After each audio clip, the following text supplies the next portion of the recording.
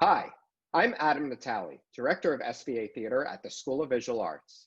If you've never heard of SVA, we're a preeminent art and design college in New York City. Check the video description for more info. Since 2014, SVA Theater has hosted After School Special, the college's annual alumni film and animation festival. The festival is normally a series of free screenings followed by Q&As with alumni who are successfully working in the film industry. Even though we're unable to host in-person screenings this year, we're thrilled to be able to present interviews with over 25 alumni who've worked on a wide variety of feature films, television shows, documentaries, animated films, and more. All of our festival interviews will premiere here on YouTube during the week of September 21st. We're calling this our work from home edition of After School Special, and our guests are zooming in from all over the world, from Singapore and Germany to Canada and California. Tonight's Q&A is what we're calling a SVA Premieres, Where Are They Now? Allow me to briefly explain. Every year since 2016, the Friday night centerpiece of After School Special has been a best of collection of work of that year's graduates called SVA Premieres. It's a highly selective program with approximately 20 graduating students chosen each year. These students get to travel to Los Angeles to tour film and animation studios, meet with major players in the industry, and to screen their films at a stunning theater in the heart of Hollywood. Since we can't screen the SVA Premieres Best of program this year, we're instead checking in with graduates who participated in SVA Premieres since its inception, all of whom are already experiencing major success in their field. They've worked on major films and series, and we'll provide info and links to their work in the description below. I hope you enjoyed tonight's Q&A. A full schedule of the After School Special 2020 interviews can be found at svatheater.com, but all videos will remain on YouTube following their premieres. And if you're interested in viewing past After School Special interviews, you can visit the School of Visual Arts' YouTube channel. Thanks for tuning in, and fingers crossed, we hope to see you in person at SVA Theater in the near future. I'd like to welcome Fiona Liu, a 2017 graduate of SVA's BFA animation program, whose thesis film To Be Fiona was shown in year 2 of SVA Premieres. Since graduation, Fiona has worked at Augenblick Studios, which was founded by SVA alumnus Aaron Augenblick, and she is a background artist there.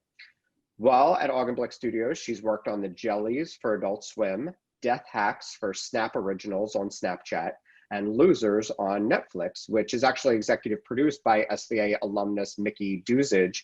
So Fiona's pretty much been surrounding herself with SVA alumni since graduation, which is really terrific to see. So I'm very excited to welcome Fiona. Hey, how are you? Hi, how are you? Nice to meet you. Good to see you. So, let's start by telling us a little bit about your experience while at SVA in the animation program. Mm-hmm. So I think I had a very interesting 4 years because I'm an international student. It's my first time being to the States, but I definitely met a lot of good friends, and I enjoy the class of my professors, and I had a really fun thesis year as well. So yeah, your thesis film was really beautiful, To Be Fiona, and it went on to be selected at several festivals around the country. Can you tell us a little bit about that?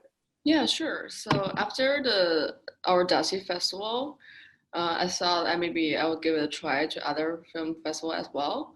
So I just looked it up online. There are several online portals for you to submit your film. So I can do that for a year and got accepted. It got accepted by several film festivals. So that was a really fun experience as well because you got to travel to different places, different cities to show your film and talk to people. So that was really fun. That's great. And we showed your film as part of SVA Premieres in Hollywood. Can you talk about your experience traveling to Los Angeles with us?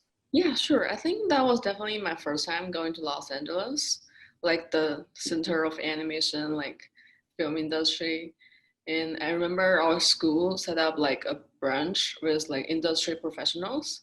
so we can talk and socialize with them. I think that's definitely really helpful. I got like several emails with the recruiters. That's great. Did it help you get any jobs after graduation? I know you pretty much went to Augenblick Yeah. pretty soon after graduation. Did Premieres help with that, or did they find your work another way? I think I somehow met the producer at Augenblick, and I just keep in touch with her and like keep updating my portfolio, and that's how I got my first job at Augenblick. And so you've been there for, I think, about 3 years now. Can you talk about your experience working there and the different shows you've worked on? Yeah, sure. Augenblick is definitely a really cool place to work. Their studio is in Dumbo, which is like beautiful. Like during lunchtime, we will go out to the bridge and enjoy the view and our food. And also the people there they're really helpful because at first I draw pretty slow. It's kind of hard for me to catch up with the schedule. But the supervisor there, since they're all SV alumni, they've been really nice to me and helped me improve a lot. And then after my first job there, I can't like just trying to keep in touch with them as well, and just kept me there. That's great. We actually have some photos of your work that I'd like to show, which it shows a few of the shows that you've worked on, and it shows some of your personal art as well. So let's cue that up. This first thing, this is from your thesis film, To Be Fiona. Yeah. So that's the poster on the left, and with all the laurels from the different festivals. Do you want to tell us a little bit about your thesis film? Yeah, my thesis is like my personal story during like the brainstorming process. I can like just narrow down on my personal experience because that's the story I want to tell the most. And so this story is about two little girls, but they're essentially the same person. One is a younger Fiona, another one is like 26 years old Fiona. And they had a talk about their past and like they're like looking forward to their future. It was a really beautiful work. And remind me where you're from. I know you mentioned you're international. Yeah, I'm originally from China, Beijing. Okay. So let's cue to the next one. So this is Death Hacks, which is a Snap original for Snapchat, which is interesting. Can you talk a little bit about working on this show? So I believe this show came out last week, and this is like the first vertical show I work on, which means like the aspect ratio is like as the phone, so it's like different from other TV shows or films. That's interesting. So it was shot. I mean, it's animated vertically instead of horizontally. That's Yeah. really cool. Interesting. And so do you watch it through Snapchat? Yeah, of course. I also watch it on YouTube as well. Oh, okay. See, I don't do Snapchat. I think I'm like one generation too old for that. So I have to be told. So that's really cool. So that just came out last week. So we'll have to take a look for that. I mean, Kristen Schaal and Thomas Middleditch. So it must be very funny. Have you seen some of the episodes already? Like in full? We have like screening every week just to see what I've done for the past week. So I pretty much watch all of them. It's really fun. How long are they? Are they like just a few minutes? I think there's only like 7 minutes Okay. per So episode. they're quick and digestible. Cool. So let's see what else you've been working on. The jellies on Adult Swim. So have you been on that since the beginning? I think so. The whole production is like half a year probably. So I hop in when they start doing backgrounds, and it's like the first TV show I worked on. So it was really a challenge, but also really fun. So you mentioned this earlier that you're a background artist. So I'm just assuming that you're therefore sort of animating and creating the backgrounds for these shows. Is that correct, or is it something different? Yeah, with cause there are like different cameras, different shots, and different scenes. So we do backgrounds for those. Cool. And then Losers on Netflix is the next one. And as I mentioned, this show was created and executive produced by SVA alumnus Mickey Duzage, who's participated in one of our previous festivals. So this isn't a fully animated show. This is like a docu-series. So do you want to tell us about how animation is used in this? So it's actually very interesting because we animate in Photoshop, because the director wants to keep all the textures, like the brushstroke in Photoshop. So that was really fun. And also because they combine live action and animation together, I think that created like very interesting vibe. Yeah, it's a really, really cool show. And then next we have, it looks like you've done some illustrations and work for the Washington Post. Can you tell us a little bit about that? Yeah, sure. I think illustration is like a new field I discovered this year, because I do a lot of like pre-production for TV shows. So like drawing and into these primarily my thing. So I thought maybe I would give illustration a shot. And I happen to know this person, like they showed my work at the studio and they just hired me for a project. That's very cool. And it looks like you did this, and then there's another one that's next. Is it the same project or is it two different articles? It's two different articles. Okay. Really, really beautiful work. And then we have some of your personal art here, which I mean, is really stunning and it's great. Do you spend a lot of your time on your personal art? I just sort of just collect up my time. Whenever I have time, I just sketch up some ideas. Sometimes I give myself a theme to work on. Like for this one, it's like food, because during quarantine, I really miss like dining out. Don't we all? And I think we have a sushi picture that's next. Yeah, we definitely miss dining out. Did you also create this one during the pandemic? Yes. Yeah. No, I see no one's got masks on, but that's okay. We can dream of being in a restaurant without having a mask on. I mean, this is really like stunning work. That's sort of memorizing the dining experience before the pandemic, like the normal life. Yeah, and then you said you gave yourself a theme. I guess this theme is soccer. Like, but girls playing soccer. I thought it would be like interesting dynamic because, you know, girls being powerful. Your characters are so distinct and really, really beautiful. You know, you're not currently a character artist or animator, correct? You're just mainly doing background and layout. So is this something that you'd like to move into eventually, that you'd like to do character art as well? Yeah, that's definitely something I try to get myself into.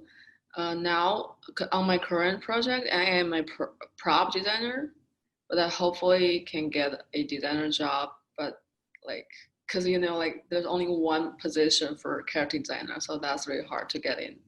Sure. And then we have some more of your personal work. I mean, it's very cool, and I think your personal work would be great, and like you definitely deserve your own animated show, you know, coming up in the next few years. I'm sure. Wow. I'm sure we will see a lot more from you. I think that's it for the pictures of your work, but yeah, just such beautiful work. It's no wonder your thesis film was accepted at all those festivals. Is there, you know, while working at Augenblick, has there been any piece that you've been really excited to work on that you really enjoyed working on? I think I've worked on several projects and they're all very different. So, but they're also very fun because some of them are in Flash, some of them are in Photoshop, and some of them are like both live action and animation. So it's really hard to pick one. But if you had to pick one, I won't force you to choose. I understand, you know, you've been working during the pandemic. Are you able to tell us what you've been working on? If it's confidential, we understand, but if you can't, we'd love to hear generally what you've been up to. I I don't think I can tell the name of the show, because, but I am working at Titmouse right now. It's Oh, okay. a preschool show, which is very different from Adult Swim. Mm-hmm. So, And you're doing background on that as well, or is this the one that you mentioned you were doing something else on? Okay. And can you explain a little, even if you can't explain the show, can you explain the difference in that type of work? Sure. So for backgrounds, it's not typically moving, so it just is more about the environment. But for props, like sometimes they animate the prop, like for the table, like a laptop or like a lamp. So you have to think about how they animate and how they go with the characters, the color scheme as well. So have you left Augenblick and are now at Titmouse, or is it something where you're basically like bouncing around between different shows? I think those are just freelancing work. You don't have to stay at one place. Okay. It's more project-driven stuff. And Titmouse, like Augenblick, also employs a lot of SVA alumni. Are you working with any other SVA alumni on this project? Right now. Who was that? Soren. Okay. And that's cool that you, like I said, you've been surrounding yourself with SVA alumni since graduation. Are you, while you've been working at home during the pandemic, are you generally like keeping the same time that you would when you're in a studio, or like how's like motivation for you? I think it's definitely more effective if you keep the same schedule in the workplace, because at your home it's really easy to get like too flexible, So right now I'm trying to, just start my work at 10 and wrap up around 7. Also, that keeps up with everybody's schedule, because you have Zoom meetings all the time.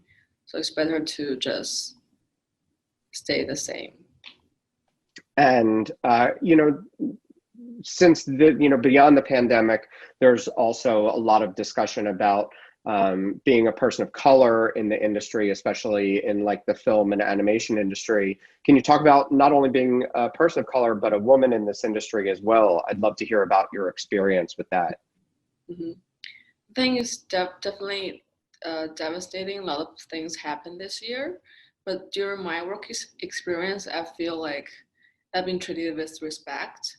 My coworkers don't see me as any like special people of color or women. They don't think I am not capable of doing stuff. Instead, they just help me to improve.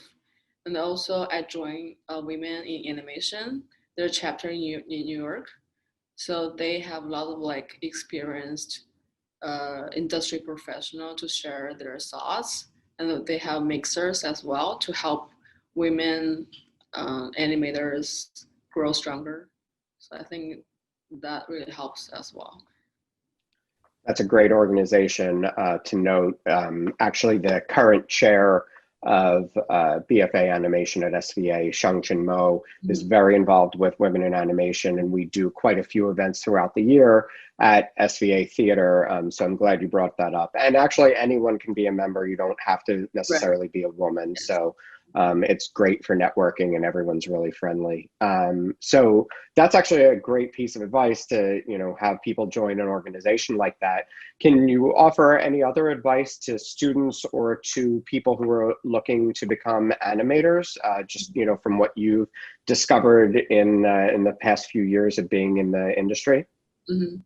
I would say definitely keep practicing, keep drawing stuff on your own time. Just don't let your work exhaust you. And also like, don't be shy and make more friends. Cause I was pretty shy when I was at school. And then when I first start out. So I think it definitely helps you when you make more friends. Cause when you're freelancing, your work is mostly from your friends. So. That's great. Well, I agree wholeheartedly. And I'm thrilled to see that you've had tons of success since graduation, and I'm excited to see the Titmouse show. Even though we don't know what it is, we'll keep an eye out. Sure. And so please keep us up to date with your work. And like I said, I'm sure down the line you're going to have your own shows, and we're going to see your character art a lot more. So congratulations on all your work thus far, and we look forward to seeing your future success. Thank you so much, Adam. All Nice right. talking to you. Be well. You too. Take Bye. care. Bye. I'd like to welcome Joe Solcenti, a 2017 graduate of SVA's BFA animation program, whose film Fishy was shown at SVA Premieres and launched Joe into the film festival world, winning his work both critical acclaim and awards at over 30 festivals. We were really thrilled when that hit it big after SVA Premieres for Joe. Since graduation, Joe has worked at Titmouse Animation on such shows as Ball Masters 9009 on Adult Swim, Deadly Class on Sci-Fi, The Midnight Gospel on Netflix, which just premiered a few months ago. And from there, he worked as a lead storyboard artist and animator on Stephen Colbert's Our Cartoon President on Showtime, and also animated pieces for both Bob the Drag Queen and Ms. Cracker from RuPaul's Drag Race. He recently joined Nickelodeon, which in his words is a dream come true. So we're excited to hear more about that. And the other thing that I think Joe does so well is he's used his art several times for good. He's raised money for several charities, specifically LGBTQ charities, which he'll talk a little bit more about. But I think it's really great that he's been doing this, especially in light of the recent issues that we've been dealing with across the country.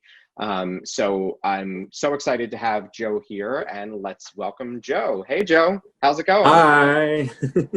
Welcome. So, you know, I first want to get started. You didn't graduate too long ago. So I'd love for you to talk about your experience at SVA and your experience being a part of SVA Premieres, where you showed Fishy. It feels like such a long time ago. Some of my favorite memories are from SVA. I had such a great time, and I met so many amazing friends who I'm still in touch with today there. And a lot of where I'm at now, mostly all of where I'm at now, I have SVA to thank for it all, for most of it. Yeah. So, yeah. Yeah, that's great to hear. I mean, so, you know, we showed Fishy at SVA Premieres the year that you graduated, and it's a really great piece, and we'll show a piece of it in your reel in a little bit. But you know, I'd love to hear, you know, how was SVA Premieres that propelled you into the festivals? Did like someone spot it at Premieres, or did you just start submitting it widely because it was accepted into so many festivals and won several awards? So how did that process happen? Well, after doing SVA Premieres, a lot of people from SVA career development team, I believe, or just the Premieres team, helped a bunch with getting the film recognized or just pushed out to a bunch of festivals, because in order to get into the festival circuit, it's a process. You have to apply to them, it costs money, and they helped out a lot with that. Once it was in Premieres, I guess they realized that it was something that was worth putting the extra effort to sort of get noticed. And because of them, it's been in more than 30 film festivals, which has been incredible. It's been such an incredible experience to be able to share my story. Was that just in the United States, or was that all around the world? All around the world. That's great. Yeah, it was incredible. It was in Tel Aviv, Ireland, Amsterdam. I can't remember all of them, but fine. I wish I went to them. I wish I went to the international festivals, but because I was working, I kind of was like, I can't like call out of work. They're not gonna like that. But like, I should have. I regret that. But well, and a lot of festivals, I think you have to pay your own way to get there, so it's understandable that you can't just go traveling all over the world. But it is special when, you know, people are recognizing your work all around the globe, you know, and I think that's great. It's a really terrific film. It's available on your website, correct? It's available on my website. It just got released on Reverie, which is a queer streaming service.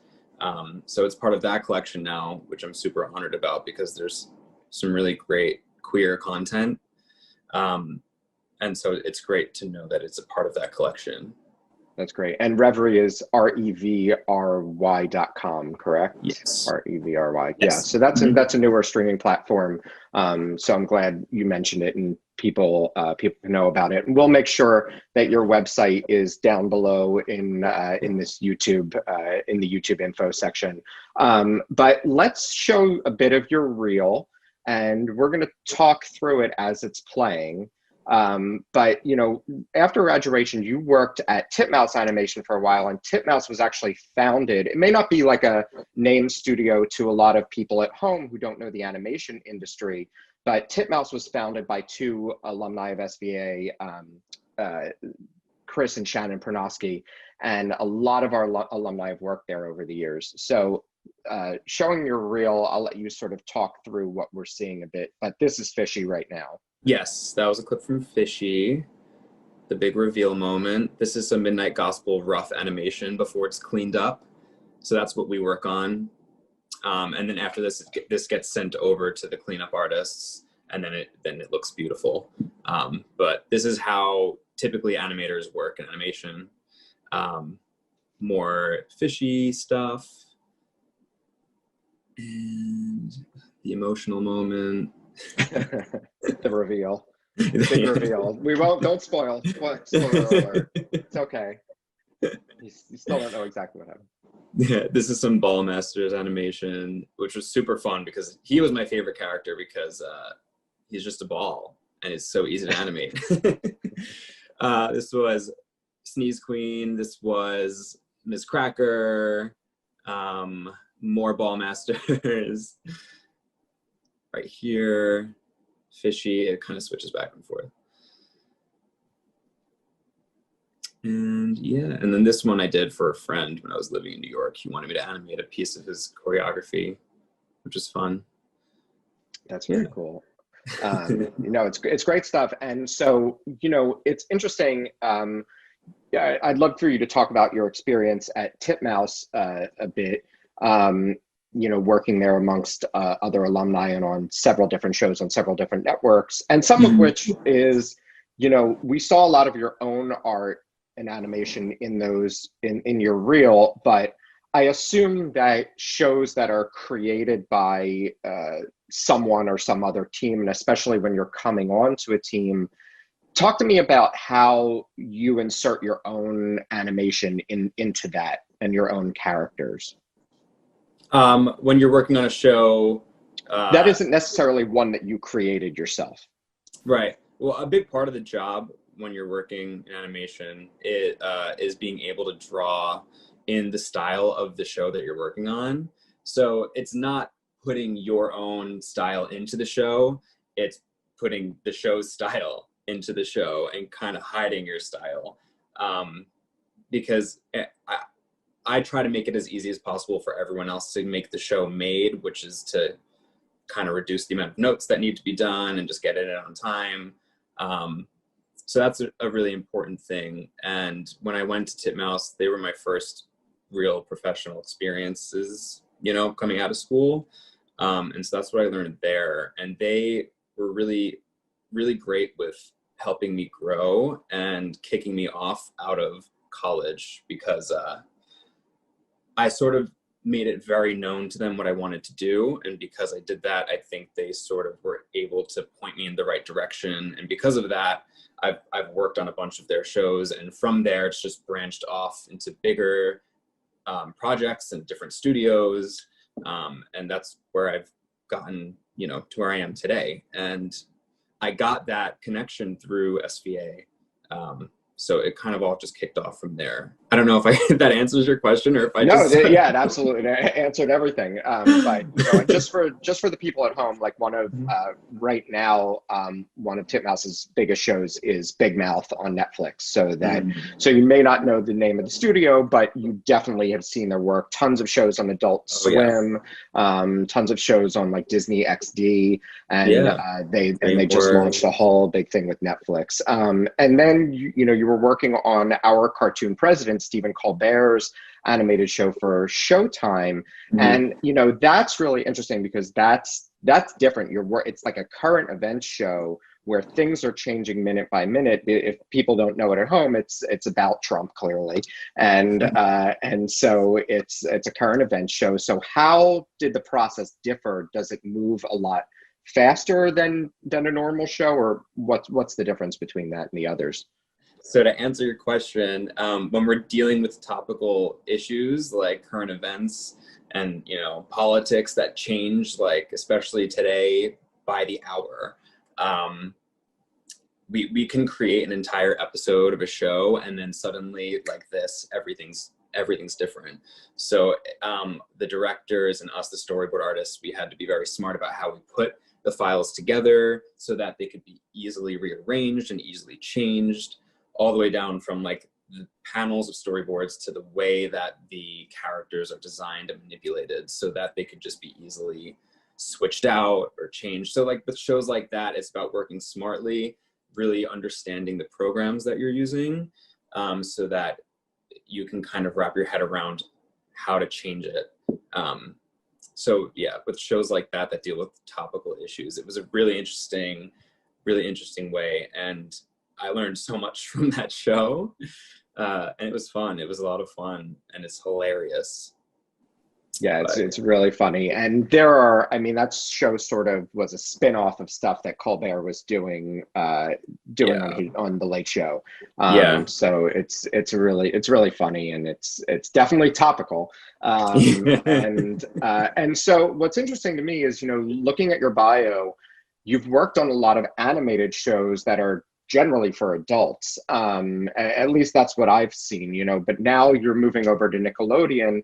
So tell me, do you prefer working on adult animated shows? Does it matter to you? And tell me about any kid shows that you're working on now or have been in the past. Yeah. So yeah, when I first started, I started at Titmouse, and a lot of their stuff is adult animation. And after that, it's sort of been that way for a while, which I love. I think adult animation is incredible, and it's really expanding, and people are realizing like what you can do with it, and it's like some amazing shows have been created through animation, adult animation. And it's fun. I had such a great time, and I always saw myself doing cartoons for kids, because that's, watching Nickelodeon was what got me into animation in the first place. Like cartoon shows like SpongeBob and Fairly Odd Parents were all my favorite shows to watch, and it was because of those I was like, this is what I need to do from a very young age. And so I'm super excited to be working on some more kids stuff. Do I prefer one over the other? I don't know. I'm not sure. Not really. It's a lot of fun. You get you get different things out of both. Working in adult animation was fun because you can kind of do whatever. Sometimes there are like a lot less rules, especially on the shows that I was on, like Ballmasters and Midnight Gospel. The creators really allowed the artists to express themselves creatively through the animation, which was really cool. So I feel like I was really lucky to be on shows like that from the beginning. But now it is a lot different working for shows for kids, because you kind of have to keep that in mind, like what you put in. And now that I'm working for Nickelodeon, it's a much, I don't know.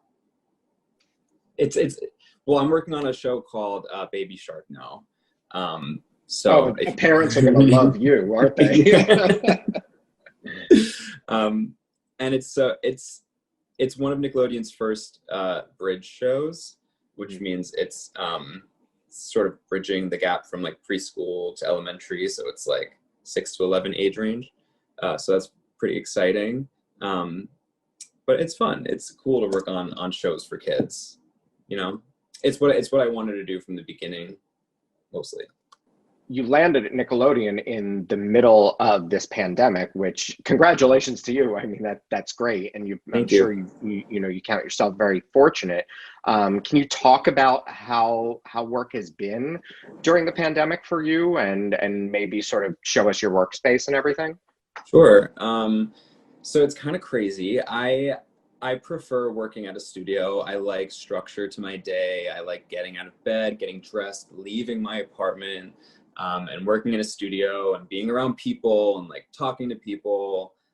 That's what I prefer, but because of what's been going on, we obviously cannot do that. So it's been definitely an adjustment, but it's fine. I feel very fortunate to be able to be working in the first place. But it's really important to sort of for me to have a structure, to like know this is the hour that I start work, this is the hour that I go to lunch, this is the hour that I come back from lunch, and this is the hour that I end work, so that I'm not, just blazing through the night working random hours of the day, because that happens so easily and you don't even understand, like, because when you're at storyboarding and animating is a job that really sucks you in, and you sometimes have to work extra hard to sort of take yourself out of it and, move your body around, stretch a little bit, and like take a sip of water. I would literally go 9 hours some days and I would be like, wow, I haven't drinking anything or eaten anything. So I got this giant water bottle that I keep right next to me. It's just like a gallon of water, so that I don't really have to try extra hard to get some hydration. But it's especially now working from home, it's really important to take care of yourself, because it's really easy to get sucked into the work. And it's important to, keep up with people online, you're chatting with people, video chatting, and then sort of collaborating. The work through video chat is like the way that everyone's been doing it now. So there's no more of just like getting up and walking over to your friend and be like, hey, how you doing this? Or like getting notes back from your director. It's all through video chat now, which isn't so much different. I think to be in animation right now is a great place to be, because it's one of the only forms of entertainment that can survive entirely from home. So it's, if you're trying to get into animation, now is a great time to do it. But yeah, it's really important. I can show you around my little workstation. So let me see. Yeah, super simple. Got my little desk, a cute little shelf. That's me. Hi. And this is my room. This is where I work. And then I just work here, and then I roll into bed, and then that's my day. Well, at least you don't have far to go. And you mentioned, you're in Hollywood. So you're out on the West Coast, and when you can once again go into the office, I guess you're not too far from the studio and their offices.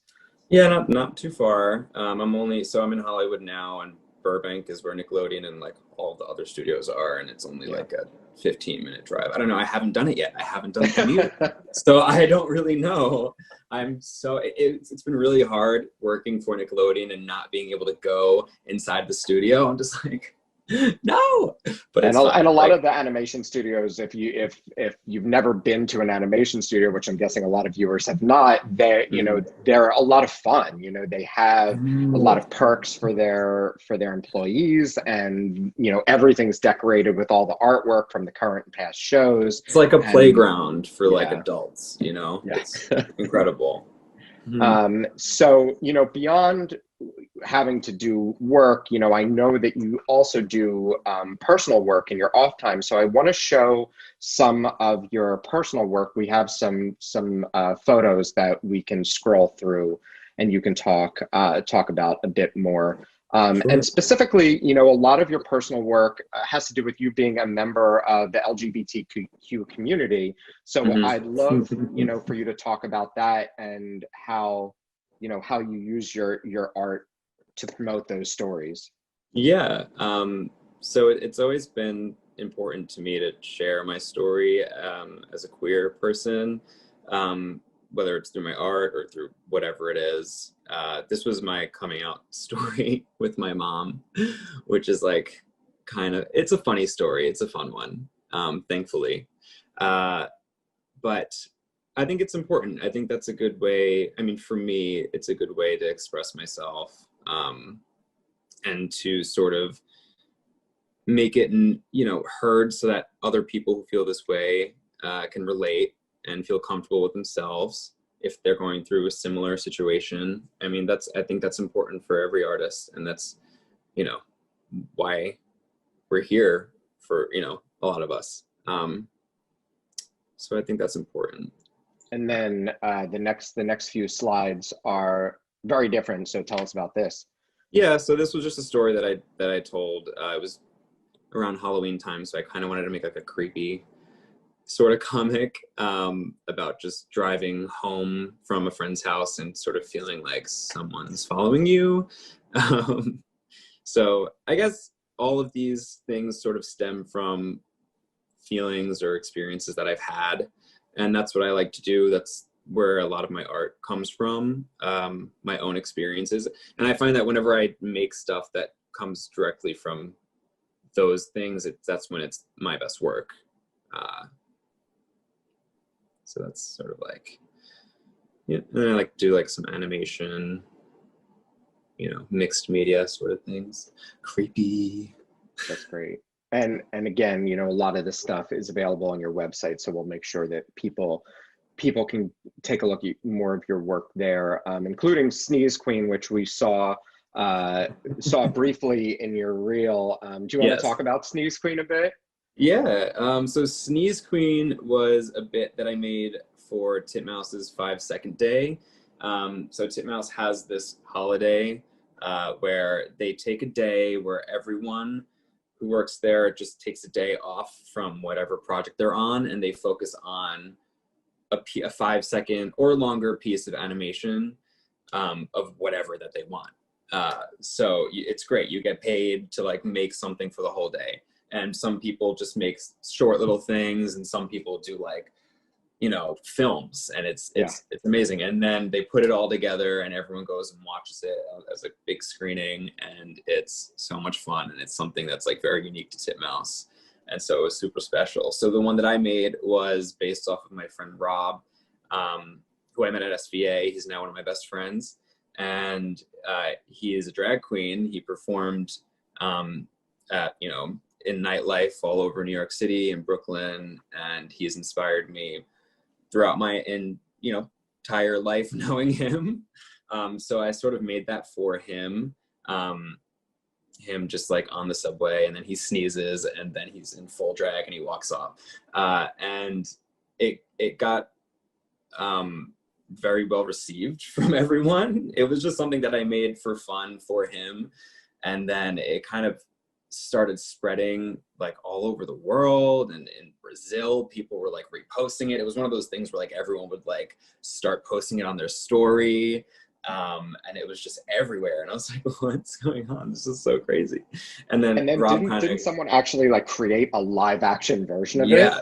So everyone thought it was this guy Mark Katamara, who I'm friends with now, and he is like this big, he's an incredible dancer. He's like danced for a few celebrities, and like, so he saw it and saw that a lot of people were like tagging him in it because they thought it was him. And then he recreated it live action with like this whole big production. And he tagged me in it when he posted it. I had no idea he was doing it. I remember I was like sitting in a cafe, and I saw the tag and I was like, what's this? And I watched it and I screamed. I was like, what is this? It was incredible. I was like, wow. And yeah, but it's really great. But stuff like that, like I love showing like queerness in art, you know, however I can. And that was a special one because it was for my friend. And he's kind of bitter at me because I didn't tag him in it, and he's like, well, I'm not getting the attention. Well, you had your first, I'm sure, of many viral moments that'll be in your career. But yeah, 5-second animation night, when they show it in New York, is actually held at SVA Theater, and they do it in LA as well. So if you can make it to it, it's once a year. It's generally around like February or March. But it's great. And yeah, like you said, there's 5-second films, and there's 5-minute films and 10-minute films. So it's really cool. So let's show the rest of your photos, because, you know, beyond creating sort of these like drag characters, the other LGBTQ, you know, drawings and characters you've created, some of these next slides that you're going to show, your sketches, you recently sold for charity purposes. Can you tell us a little bit about that? And we'll flip to the next slide. Yeah. So these were my figure drawings that I did when I was working in New York City. A thing that I did a lot to sort of stay on top of my drawing. I think figure drawing is super important if you're, you know, for any artist, but especially in animation, I think figure drawing is an essential. And when I was in New York, there was this bar where they had a figure drawing night every week, and they would go and they'd have these models come in, and it was very like queer. It's like a gay bar, and it was social. It was a drink and draw. And so I would go every week, and I would figure draw there. And I collected a bunch of these, or I made these figure drawings over the weeks. And just recent, so I just had a stack of them. And just recently I went back home to Jersey, and I found all of them, and I was like, wow, what can I do with all of these drawings that I have? And I was like, maybe I can help out with, you know, all the political issues that are happening now. I was like, maybe I can sort of use this to raise some money for a charity. So I posted them all on social media, and I was like, hey, I'm bidding for these drawings that I've done. If you want to put down any money for a drawing, you can start like a bidding process, and all of the money is going to the Marsha P. Johnson Institution. So that's what I've been working with for that, trying to like do my part to make some sort of difference with everything. And that charity specifically is to support and provide resources for, I believe, Black trans people, correct? Yeah. That's definitely part of it, a big part of it, yes. Okay. Marsha P. Johnson was, you know, yeah, so I've been raising money for that institution, and it's been great. It's been going really well, you know. And Fishy also had some sort of fundraising component in it as well, correct? Yeah, so I think that was about 2 years ago when I released it to the public, because for a while I couldn't release it to the public because it was going through the film circuit. So a lot of film festivals don't want it to be released to the public, otherwise they won't include it in the festival. So once I was sort of like feeling like the festival circuit was dying down, it wasn't showing up in festivals anymore, I was like, I'm going to release it to the public, and I wanted to sort of make it something special. So when I released it, I'm trying to remember what I did. I think I sold tickets to like view it, and I raised, I think, like $1,200 for the LGBT Center in New York City. Just, you know. That's great.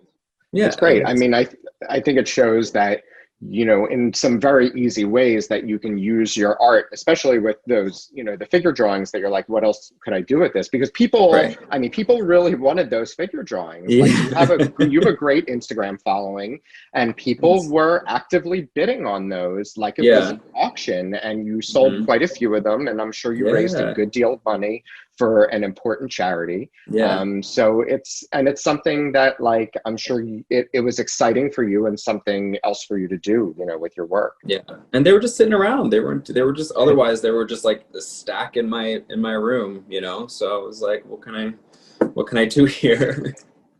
Well, I guess now they won't go in the museum 20 years from now when you donate your collection, but people will be able to say they have they have an original. So Yeah. I think that that's really cool. And people love owning original work by young artists. Yes. I think that, so it's great that you did that. So speaking of young artists, you know, I'm sure that there are a lot of viewers who are hoping to become animators down the line. What sort of advice can you give them, especially now if they're potentially looking for work during the pandemic? I know you said animation's thriving right now, but any advice you could give them would be great.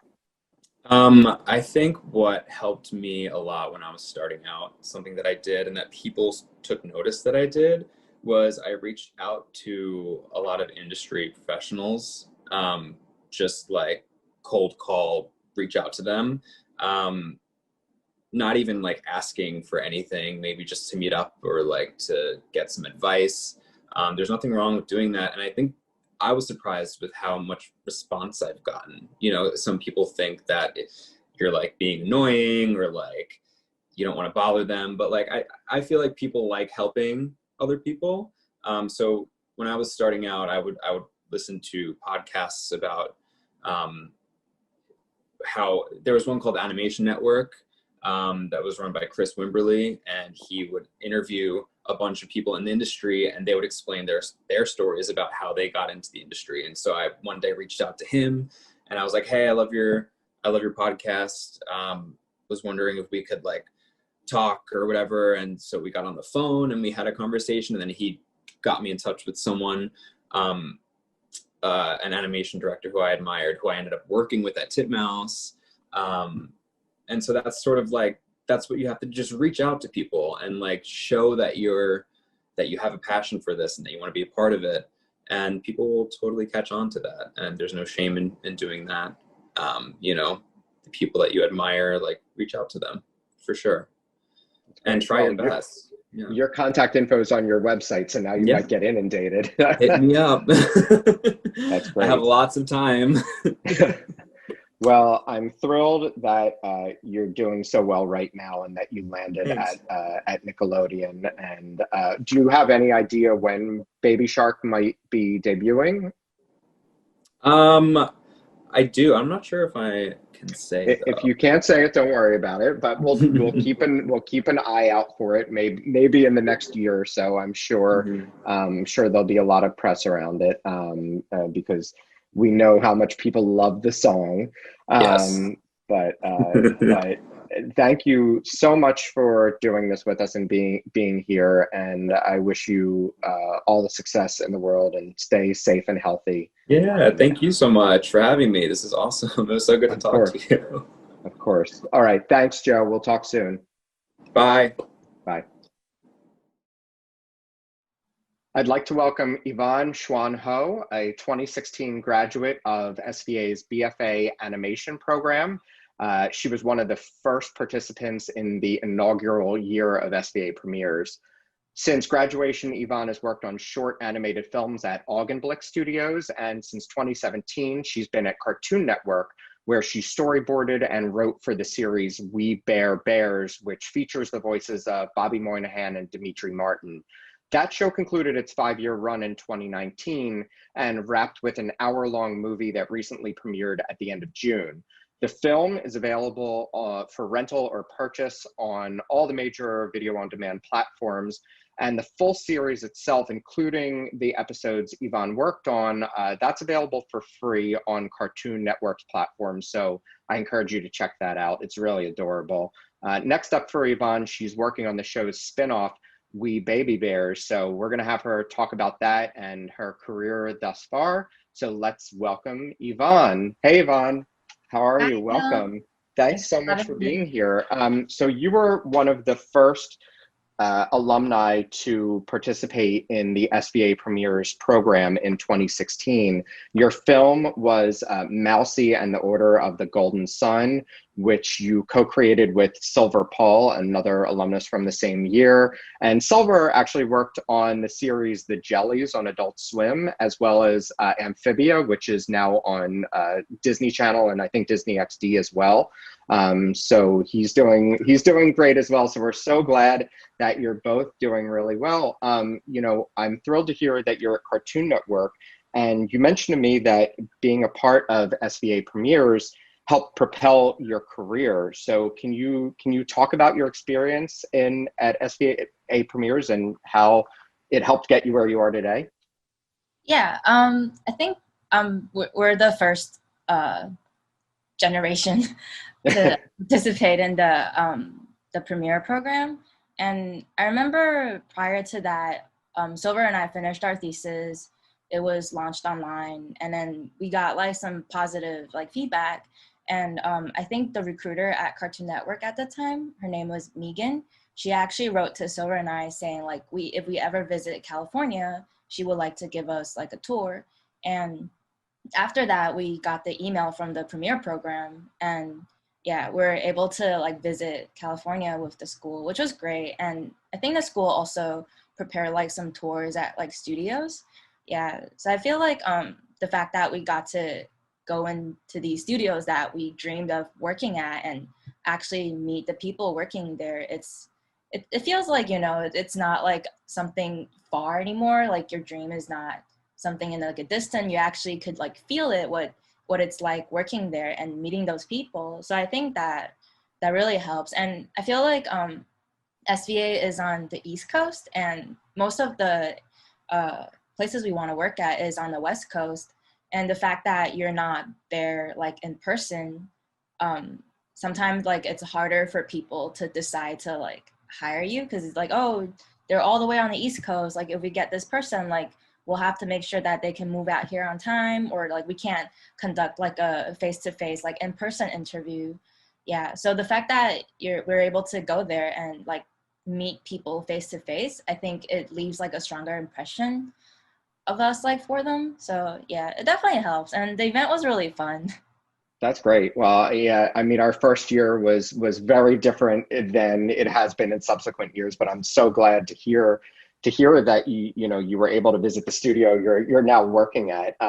And so, you came on to We Bare Bears sort of midway through its run. It ran for 5 years, and you joined the series in 2017 as a storyboarder and a writer for the series. So how was it coming onto a series that was sort of already going on? Was that difficult, or was it pretty seamless when you entered? It was pretty smooth. I was hired as a revisionist at first, and like revisionist is kind of like a apprentice job than like a storyboard artist. And it was better that way, because I feel like when I graduate SVA, I don't really have like real life like working experience as a storyboard artist. And I feel like, my skills are still really raw. I'm still really green. And if I were to become a storyboard artist like right away, I feel like it'll be a lot of burden. But revisionist is sort of like, we do fixes of storyboards from like the storyboard artists. We do like the adjustments. It's like, and we do like cleanups. Like we catch the things that they either didn't have time to wrap up, or like things that was like made adjustment after they submit the episodes.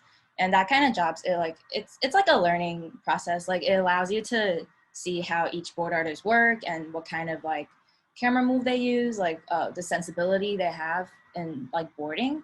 Yeah, so it kind of like help you prepare you for like when you eventually become a storyboard artist. Yeah, and entering like a show that's been running for a while, it's like they already established like a process. So everything feels pretty smooth. Like I remember Daniel, our showrunner, used to talk about like the first season of Bears, and it's really chaotic. Like they're still figuring out how things work. So a lot of times, like they will have like hiccups, like when they're making episodes. Like I mean, it's a lot of fun. Like, when he was talking about it, he didn't mean it as like a bad thing, but it was like very hectic, very chaotic. Sometimes like the episodes just like go over the time that they're supposed to like wrap up. Yeah, but it was a lot of fun because he got to work with the people he liked. They launched the show, and by the time I joined, like it's still a lot of fun, but it's like things are more like in control. Like episodes don't usually go over time like too crazy. Yeah, it always like things are mostly on schedule, and I think it's good for people who just started, because I just like got into this big studio, and everything is kind of confusing for me. So since they're not like super tired or busy with you know, doing the episodes, Daniel actually had time to like sit down with me and do like some mentoring. Yeah, and the other artists have like more time to like, I guess, like talk to me and then like help me with things. Yeah. That's great. So we have some of your storyboards from the series. So I want to put those on screen now, and you can talk us through them. We'll sort of run through some of those storyboards, and then you actually have some promotional art as well that you can show. So here are those. So here are some of your storyboards. Yeah, this is from the movie. Yeah, so you were one of the writers and boarders on the movie as well, which that's really cool. How different was that than your work on the series itself? It gave us more time. I think, yeah, with movie we definitely have more time, and usually like on a regular episode, it's like divided into two parts. Two board artists work on one episode. Each one gets like around 5 minutes worth of content, and you basically just needs to be in charge of like your own section. But when it comes to a movie, like at first, like we're assigned like parts to work on it, but to work like, you know, since it's a movie, like a lot of stuff gets adjusted as it goes. So sometimes like we'll get like sections that other board artists boarded, and we're supposed to like implement like fixes, or we do like put in like a new dialogue, or like we do changes. So I think toward the end, it's a little hard to tell like who worked on what part, because Sure. Yeah, it's like the same part was like touched by like, you know, 3 or 4 different board artists. Yeah, but it was really fun. And usually with the regular episodes, we'll try to like limit the background counts, because you don't want to have like a crazy lot of backgrounds, or the art department will have to like, you know, do a lot of backgrounds. So they try to like be more conservative with the backgrounds. They would encourage you to reuse a certain background. But when it comes to movie, it's like I think we were given like a bigger budget, so we can do like some more dynamic angles, or more like cinematic shots and stuff like that. Yeah, and it's really fun. So this that we're seeing right now, this is some of the promotional art that you mentioned to me before our call, that you sometimes will put up on your social media accounts and stuff like that. Can you talk a little bit about that? Yeah, this is really fun. This is not like a mandatory thing. I think Daniel just asked us if we have time, like we could do like a little drawing about the episode that we did, and then just like put like the airtime, and then like put it on our social media to be like, hey guys, like this episode is coming out on Cartoon Network tonight, like, you know, come check it out. And then Daniel will like retweet it. We also have like a We Bear Bear, like a crew Tumblr, and we also like retweet like informations like that, or if you drew like art about the show, like they would like retweet it. Yeah, to promote the show, and also to promote the artist. Yeah, I think I also did some because it was around Chinese Lunar New Year. So it was like the year of the pig. So I did like the bears interact with like pigs. My mom loved it. So That's really cute. So you know, you're from Taiwan, so you know, and we can go back to seeing you. But these are really terrific storyboards and promotional arts, really beautiful. So you're from Taiwan originally, and you came to the States as a student at SVA. So School of Visual Arts has, I believe it's about 50% of our student body is international. So can you talk about your experience as an international student at SVA? yeah, it was nice. I remember we have the the ISO that is basically kind of in charge of us, or sometimes like when we have like problems or anything that needs to be answered, we go to them. And for the most part, my experience with them was really positive, especially when I first graduate. Yeah, I remember we had to we have like and for internationals, like when you graduate from your school, you're given a year called OPT, and basically you can do any kind of work in the States that's related to your major. Yeah. And after that, I think for animation, like there's like a few majors that qualify for this. There's a thing called OPT STEM, which is like after your first year of OPT, if you're in like what they consider the STEM major, you can apply for OPT STEM and you can stay in the States for like additional 2 years. Yeah, but it has like like a harder qualification than the regular OPT. Yeah, one of the things it requires is to be a full-time employee by like a specific studio. Yeah, and Cartoon Network helped me obtain my OPT STEM. And I remember the person who I was talking to in SVA, I think her name was Regina. I think she left the school after that, but she was very helpful. Yeah, like every time I called, like she was always there. She gave me like very thorough notes. Yeah. And yeah. Oh, I also host like seminars for like international students. So if you're an international student and you want to know more about like, you know, what it's like to find jobs like after you graduate, you definitely pay attention to all the ISO emails, because they do like seminars. They have like lawyers come over and talk to you about visas and stuff like that. Yeah, very helpful. And yeah. And so, you know, being an Asian woman in the animation industry, have you faced any challenges related to that, or anything that you want to talk about, or any advice that you could give to either women or Asian women or students in general about breaking into the industry? My experiment for the most part has been pretty positive. Like when I got on Bears, like each show is like a little different, even though they all belong to like the same studio whatsoever. But Bears is really accepting, and there's actually a lot of like Asian artists working there, Asian women especially working on Bears. So I don't feel like, you know, I'm like not part of it. Yeah. Most of the shows at Cartoon Network, like the people are really nice. They're really chill. But I think, you know, recently there's the BLM movement, and, you know, a lot of studios were forced to recognize that they don't have enough of like Black, Indigenous, people of color artists working there. Even though when I first joined, like I felt like, oh, the studio is pretty diverse. It's like really accepting, especially like with women and stuff. Yeah, but then like later it's like you notice like, oh, well, they hire people of color, but a lot of them are like Asians or like light-skinned people of color.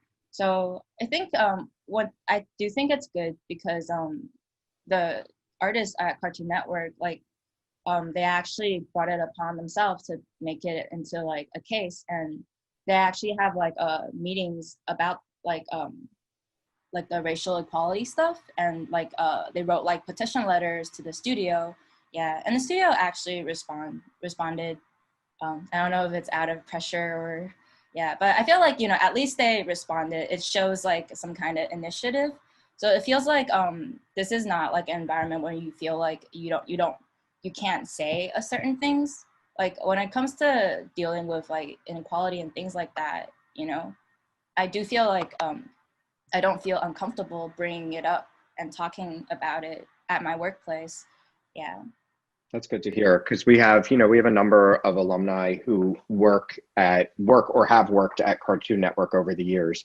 So I'm glad to hear that. And actually the studio you worked for first, Augenblick, Aaron Augenblick is an SVA alum as well, and several of our alumni have worked there as well.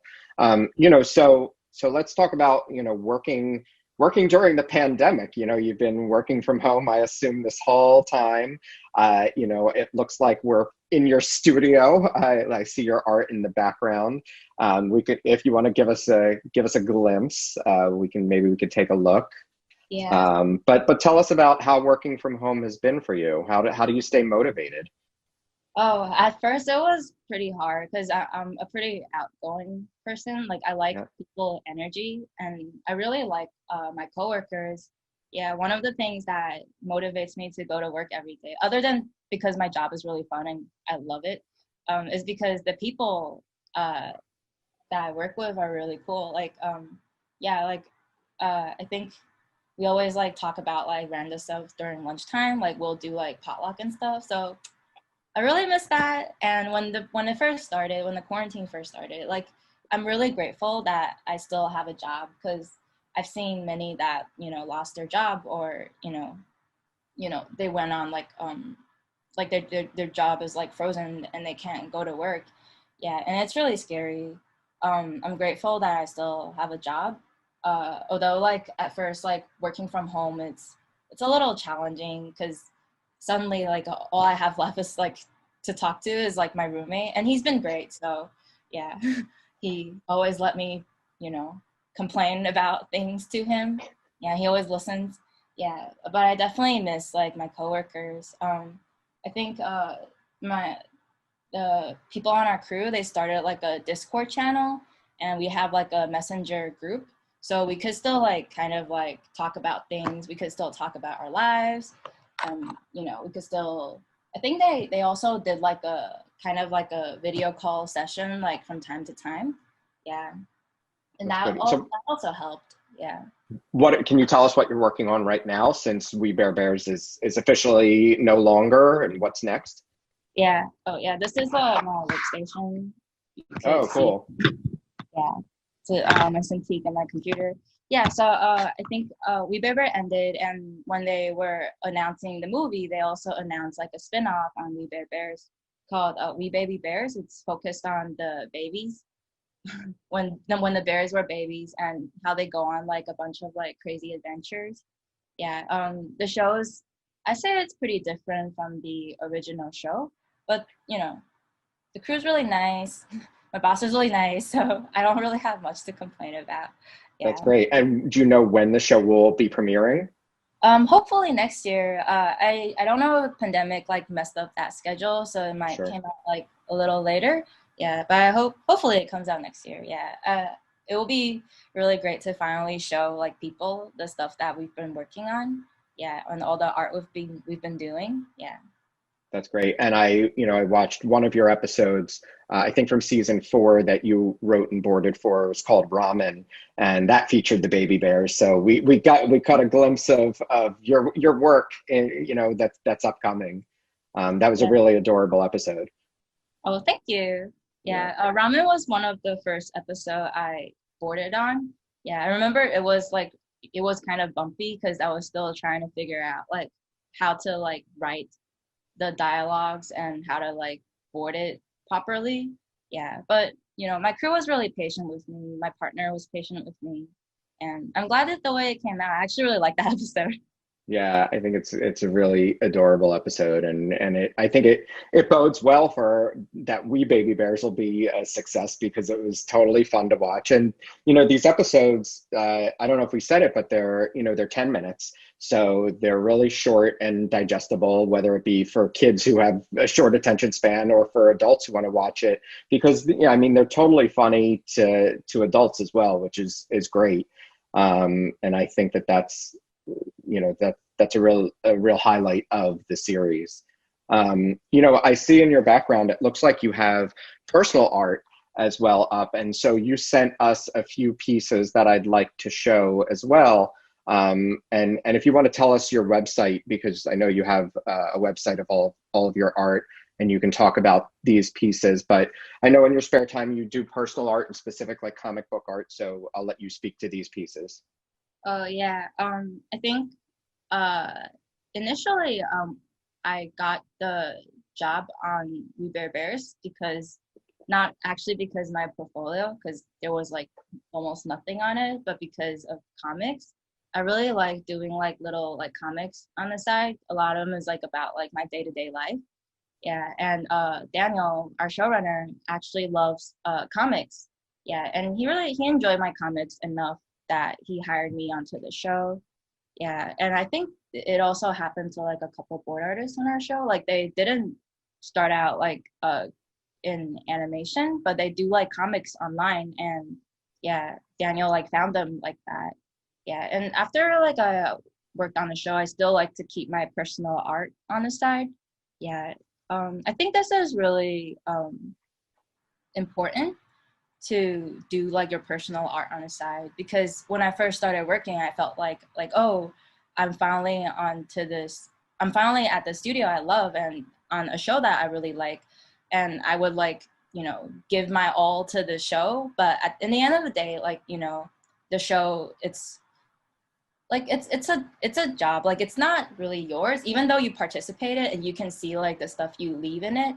But at the end of the day, it's like, oh, you're working on someone else's show, and, you know, you give your energy to it, but sometimes it can feel kind of like hollow, I guess, that you put like all your effort into this one thing and you don't really have much left for yourself. So like doing like little art on the side like that, it helps you feel like, you know, you still have something that's your own. Yeah, and I think that's really important, because when I first started working, and I think a lot of students who first started working are like that too. Like you basically, you toss yourself, it's like you're being a student again, you're tossing yourself into like this project, and you like, you know, you work so hard for it, but then you realize that, you know, at the end of the day, you don't really have something to call your own. Yeah, and I don't think it has necessary to be, you know, you draw your own art or whatever, but, you know, have like a hobby on the side is really important. Like, you know, once you have like a stable job, it's also equally important to have like a stable life, if that makes any sense. It makes total sense, and I think that that's a great thought to end on. You know, especially as we're still in the middle of a pandemic, and some people are working and some people are not. But to focus on your personal art, I think, is really important, and a great piece of advice to both students and folks in general who are interested either in being in the industry or just being artistic on the side. So I want to thank you so much, Yvonne, for being here with us. You know, I think you made some terrific points, and I'm thrilled that you're on this series, and I'm thrilled to hear about We Baby Bears. So please be sure to check out We Bear Bears on Cartoon Network and the movie, which is available on demand. And then keep an eye out, hopefully next year, for We Baby Bears. And we're so thrilled that you could be here, Yvonne, and we're so happy that you're actively working on this terrific show. So thank you again, and we hope to see you again soon. Thank you for having me. Yeah, of course. Really fun. I'd like to welcome Sonia von Marensdorf, a 2018 graduate of SVA's BFA animation program, whose thesis film Crow was shown in year 3 of SVA Premieres. She was also a student moderator for a past after-school special panel with Titmouse Animation, and she did a great job with that. You can find that on YouTube if you look up SVA After-School Special Titmouse. So following graduation, Sonia worked for Augenblick Studios, which is run by SVA alumnus Aaron Augenblick. There, she worked on the Jellies for Adult Swim and on the web series A-OK. Sonia is now a storyboard artist at Cartoon Network, where she's been working on The Fungies, which premiered just about a week and a half ago on HBO Max. So we're excited to hear about that. So let's welcome Sonia. Hey, Sonia, how are you? Hi, Adam. I'm pretty good. Thanks. And you're calling in from Los Angeles, so thanks for doing this. And you know, I've been privy to your career since graduation, and I'm so thrilled that you know, you're at Cartoon Network now. But I'd like to start by having you tell us a little bit about your experience while at SVA. Oh, it was great. I love the animation department, specifically the people who run it. Shout out to Mark and Gabby and Sam and now Nick. They really made my time there for sure, as well as like dope faculty and everything too. So when you went into that program, did you always have a love for animation, or was it something new that you wanted to explore? I was really lost. I had attended a different school for a year, and I was doing like a liberal arts program, and I felt totally empty, not like doing any art really, except for one printmaking class, which was the only time I felt like okay. And I thought, okay, maybe I should go to art school instead. SVA was already in New York when I was going to school in New York, so like I knew I was interested in filmmaking, but I didn't want to do film because I hated being on set. So animation felt like the most logical combination of my interests, and I knew SVA had a good program, so I applied in.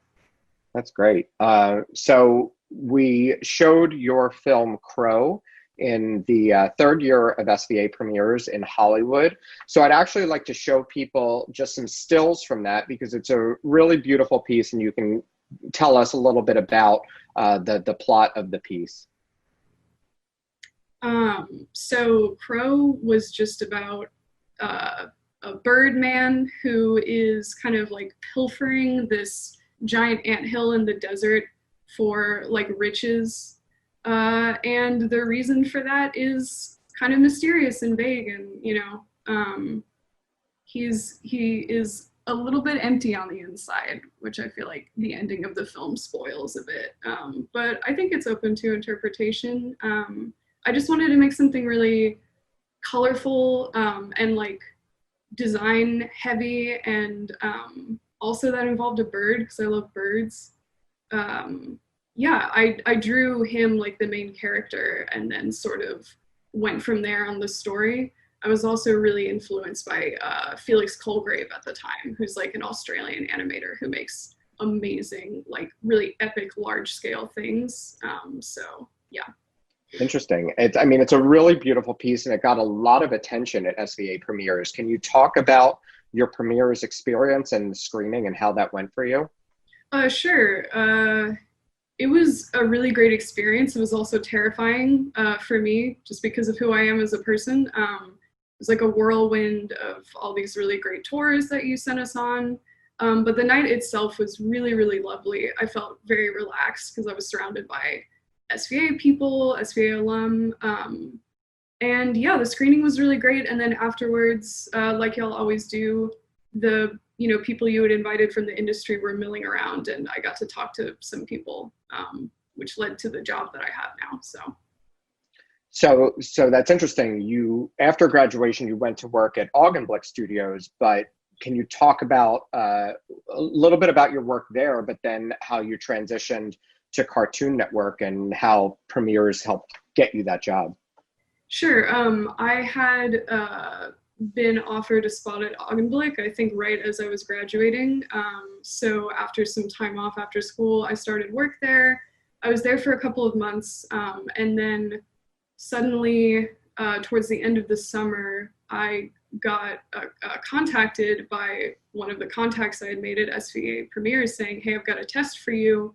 And so I took it, and I expected that to go absolutely nowhere because I had taken a test before and it went nowhere.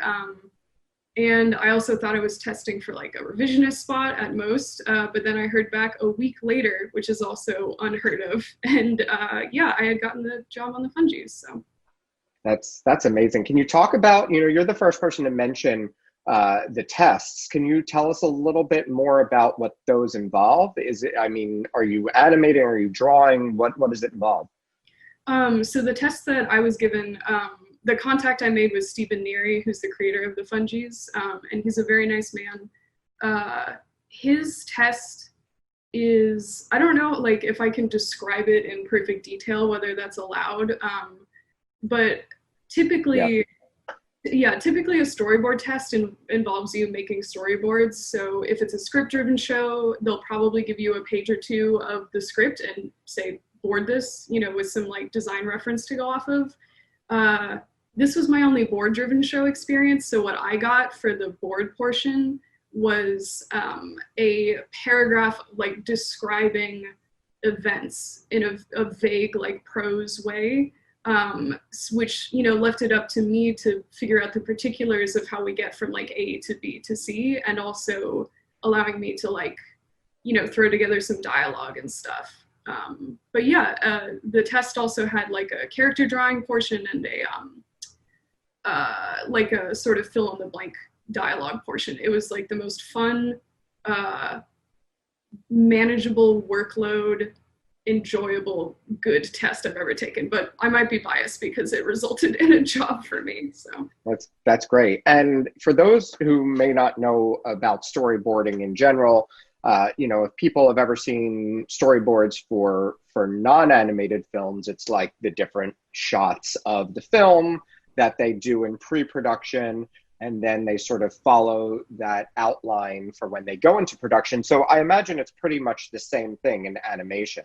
Yeah, I would say, at least from what I've seen of live action boards, animation boards have to be a lot more detailed and fleshed out. I think that goes without saying, because we don't have actors who improvise. We have characters that we kind of control and puppet. So yeah, it's storyboarding, is about shot composition and like flow of the story, but it's also like a lot of character acting. And yeah, like for me, what I've had to learn the most is like, you can get a character from here to here, but what's like a more fun way to do it, and that's what takes a lot of creative energy, but is also really rewarding about it.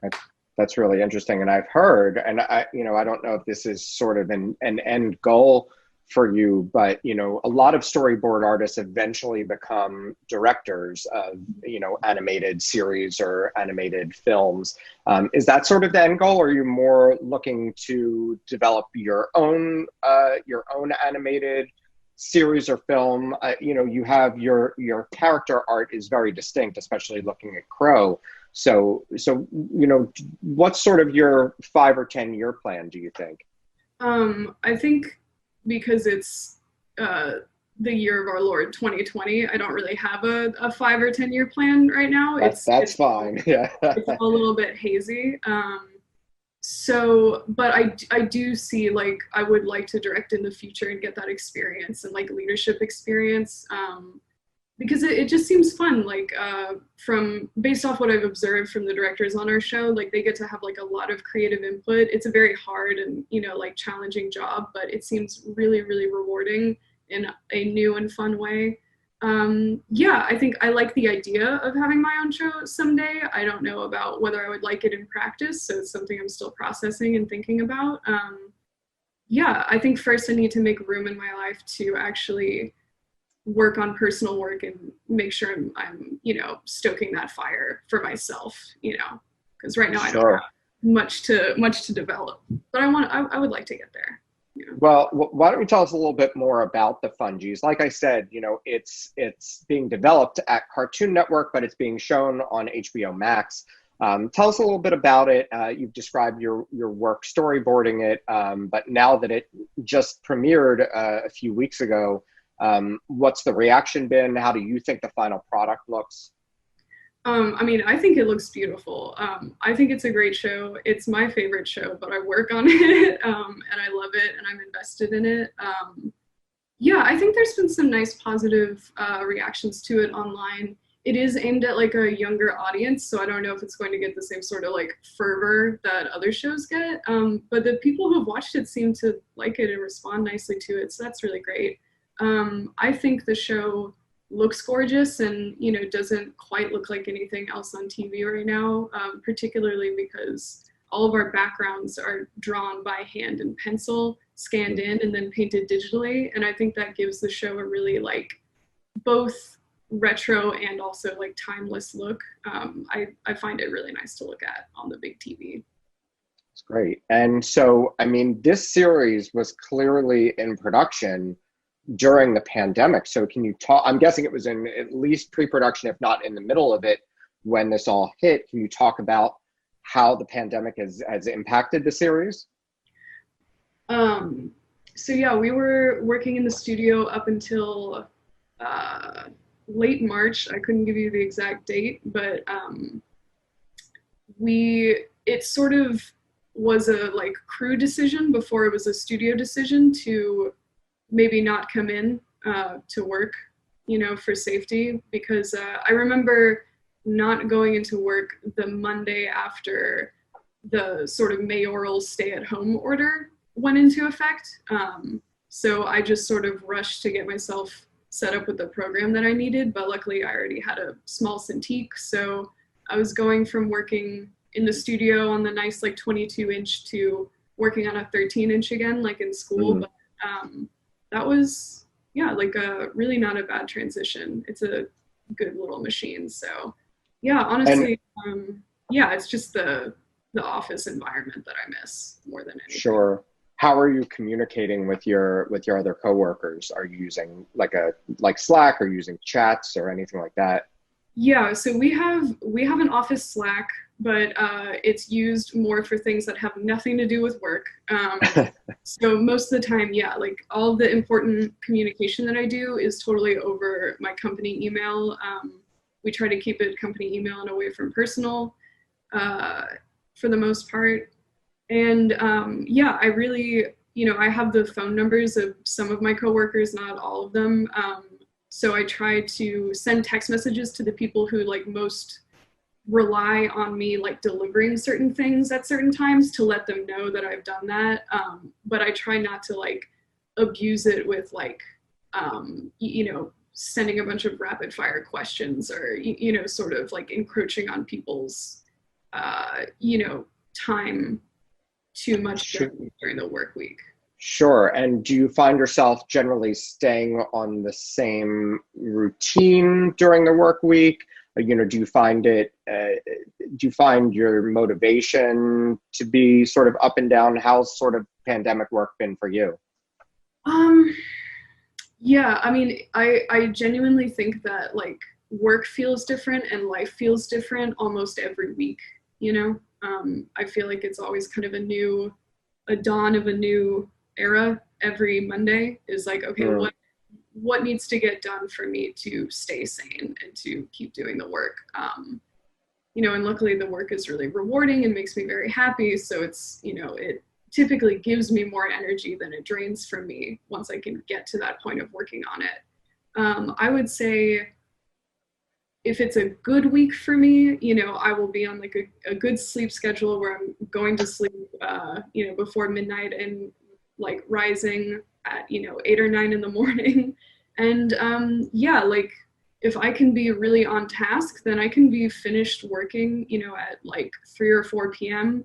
If it's a heavier workload, or if it's, if I'm meandering a little bit, like I took too long of a lunch break because I got distracted watching TV, or what, or maybe I had like a video call conversation that went long, then, then I might be working a little bit later in the day. But, living in LA, a nice thing that I don't have to do anymore is commute back and forth to the office and drive anywhere. So, if I finish up a little bit later, I don't have far to go, and that's nice.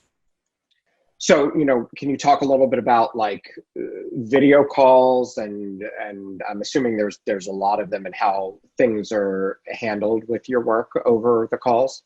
Yeah, so meetings are conducted like over video chat, like we're doing right now. We usually use like the Google Meet because it's easy. And yeah, I get together usually with like show creator, director, our writers, for our, like handouts, and also for pitches and stuff like that. So that's the only instance in which I'm talking to somebody face to face, because luckily, my work, I sort of take it to the side, work on it, and then bring what I have to show sort of like when the deadline hits. But when there's like collaborative moments like that, we get together on a video call like this. And sometimes, particularly in the early stages of a project, I will video call with my board partner. We'll talk together, and then yeah, go work on our pieces separately. I'm sure you miss being at the studio though in Burbank. I mean, it's a really fun building, and there's not only is there art everywhere, but there's a lot of perks for the people who are working there. So even though you don't miss the commute, I assume you miss the studio a bit. Yeah, I miss the studio, and the building is very nice. I like the food trucks that come. I like, playing video games with people. I like the coffee that's there, and the snacks that are there. It's very much like an adult daycare, but I am an adult. So, working from home in a very comfortable, nice, place is not a huge loss, but I do miss just the community aspect of it and the people that I work with, and face-to-face human contact. Sure. And speaking about the community a little bit, I'd love to hear a little bit about your experience as a woman in the industry.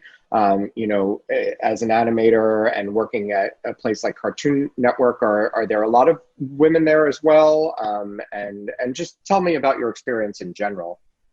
All right. So I think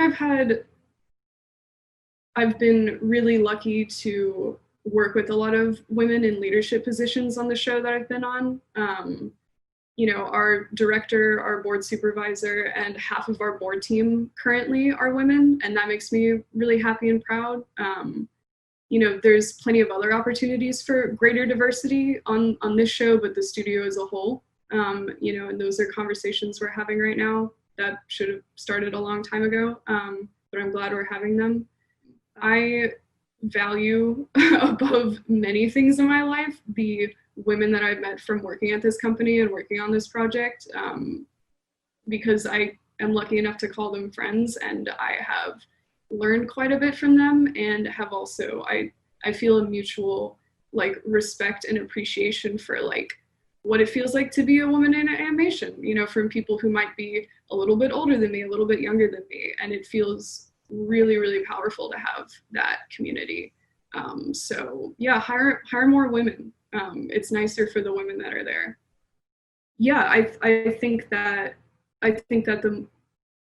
as more women came into the office and into the show that I work on, I've found myself feeling more and more comfortable. So that's a great piece of advice that you are offering to the studios, but now I'd love for you to offer some advice to students or anyone else who are who's looking to get involved in this industry. Yeah, I think the biggest piece of advice for just getting your feet in there is be a good person to work with. Just be a good coworker. I think that like ego is the worst thing you can bring into a job. You know, and I think that we can all fall into that, but it's about recognizing like who depends on you with like delivering your work and of being on time, because it's not just about you and your employment, it's about the team of people. This is an extremely collaborative like industry and, you know, art medium.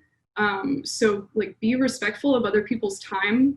And if you don't know how everything works, you know, be willing to listen to how other departments get their jobs done, because, you know, often like it is a giant chain, I think, especially with storyboarding, of like a lot of the decisions that you make affect design, production, and like everybody down the line. And if you can be like, you know, a compassionate, collaborative person early on in the process, you make like the experience better for everybody down the chain, and up the chain. And yeah, like no one job is more important than the others, and you should act like it and respect people. And then the only other bit of advice is, particularly for young people going into the industry, I think it's really easy for places to offer you rates that are not good, and not just not good, but barely livable, especially in a town like New York. And so I would just say, like, communicate with people that you graduate with, communicate like people in your same age group that you're working alongside of, and, you know, talk about your rates, talk about what you're getting paid, and, you know, like record it and save paper trails of things. And don't be afraid to ask like what you deserve to be, you know, making, and talk to people who have been in there longer. And you don't always have the same leverage or bargaining power as the people who are like vets in the industry, but you still like 100% have the ability to ask, you know, for livable wages, and for, you know, fair wages, even if you are young, even if you are inexperienced. And I know it's very scary to ask for those kinds of things, but it's very important because it affects the entire ecosystem of the industry. And yeah, a really good resource to check out is Lightbox. They are like a group who compiles a lot of wage information from animators, from illustrators, from people working, you know, in like visual media like that. And and are freelancing typically to talk about the wages that they're getting paid. So yeah, check that out and contribute to it. It's a great piece of advice. Thank you for sharing that. I think you have so much wisdom, and you're still so young, and there's so much more. You have such a great career ahead of you. So I'm thrilled that you've been working, and I'm thrilled that the Fungies just debuted, so we can see your work on HBO Max. And I'm so excited that SVA Premieres specifically, helped propel your career. Sonia, you're, as I said, wise beyond your years. Your work is excellent, and I can't wait to see where you go from here. So thank you so much for being here with us, and we'll look forward to seeing your work in the future. Thanks, Adam. Thanks for having me. Bye. Bye. Thanks so much for watching. We hope you enjoyed this Q&A, and hope you'll check out our other after-school special videos on the School of Visual Arts' YouTube channel. Thank you for your interest in and support of SVA and its alumni, and for your support of the arts in general. Stay safe, stay healthy, and be well.